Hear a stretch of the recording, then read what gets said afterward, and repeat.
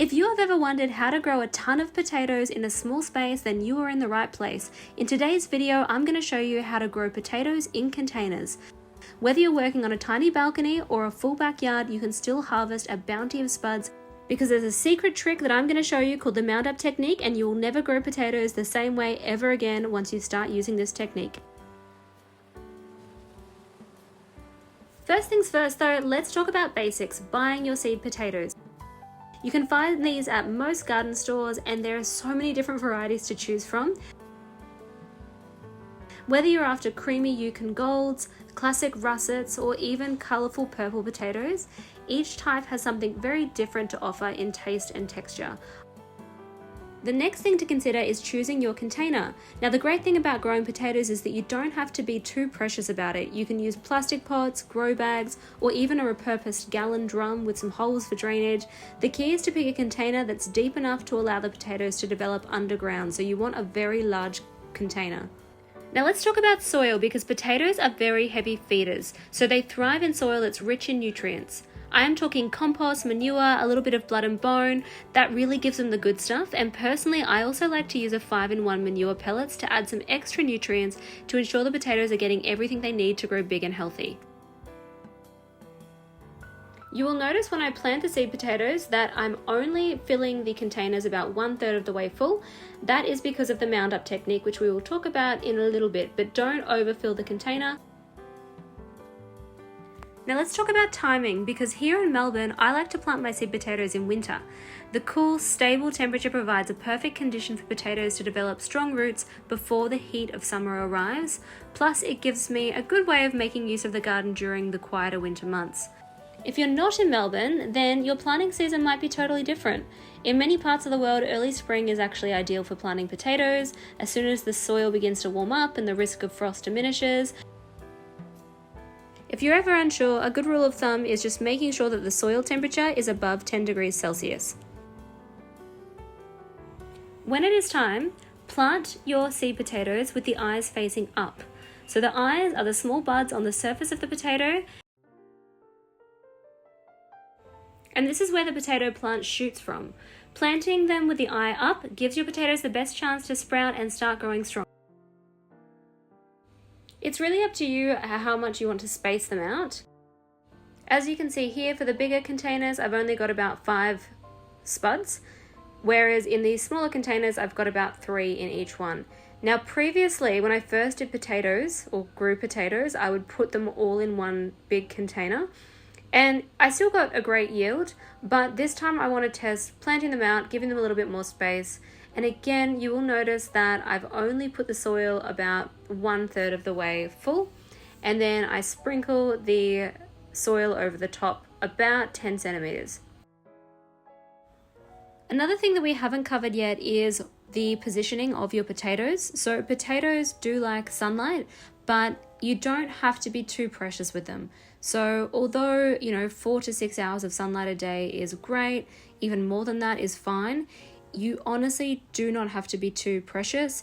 These potatoes, some of them will be on the left-hand side of the balcony, which doesn't even really get more than 2 hours of direct sunlight a day. And last season, when I grew them in exactly the same location, I had an abundance of potatoes, so do not stress too much about the positioning as long as it gets some sunlight.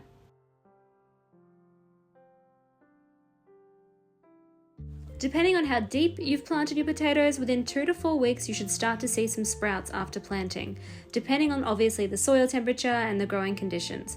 If the soil is warm and the conditions are ideal, you should see sprouts closer to the 2-week mark, and you can see that mine are already starting to grow quite quickly. As your potatoes start to grow bigger and bigger, we want to start taking advantage of the mounding up technique. Now this is the secret sauce. It is the magical way of getting the maximum yield of potatoes out of your plant. So what it does is, as the potatoes grow, you want to keep adding soil around the base, covering the lower stems and the leaves. And this is so effective. Why? Because scientifically, mounding up works because it encourages the plant to produce more stolons. Now, a stolon is the underground stem where potatoes form. When you add soil around the base of the plant, it stimulates the growth of additional stolons along the buried stem. So the more stolons means the more places for potatoes to develop, which ultimately leads to a larger harvest. Another reason why mounding up is so beneficial is that it keeps the developing potatoes covered and protected from sunlight. So you do not want the potatoes being exposed to light because they will turn green and produce a toxin called solanine. Nobody wants to eat toxic potatoes, so by mounding up, you're not only increasing your yield, but you're also ensuring that your potatoes stay safe and healthy. When it comes time to mounding up, I also make sure that I'm doing so with equally nutritious soil. So you can see here, this is some older soil that I have sitting around in a pot, but I decided to add my trusty 5-in-1 manure pellets, which are great, and also a little bit of blood and bone.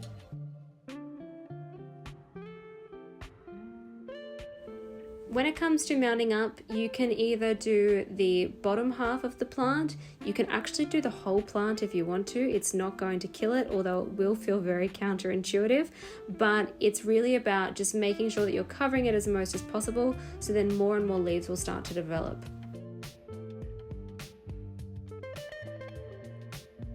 And within a few days, you'll start to see more growing up from the soil and the plant will just get bigger and bigger. Now let's talk about pests, because unfortunately potatoes still can attract a variety of unwelcome visitors, from aphids to potato beetles and even slugs, but don't worry, there are so many ways to keep these pests at bay.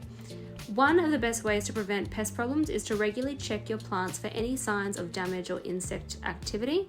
Look for holes in the leaves, discolored spots, or clusters of small bugs. If you can catch them early, it's much easier to deal with. Full disclosure, last season, these slugs absolutely annihilated my potatoes. I am talking like one night I opened up the balcony garden and I looked out and I think there were about 10 slugs all covering the potato plant, and they had ripped the leaves to shreds.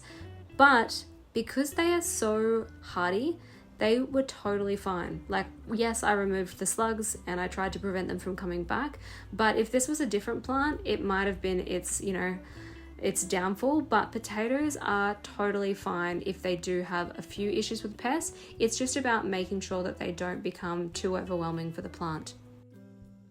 You can use natural methods like neem oil or insecticidal soap can also keep pests in check without harming beneficial insects.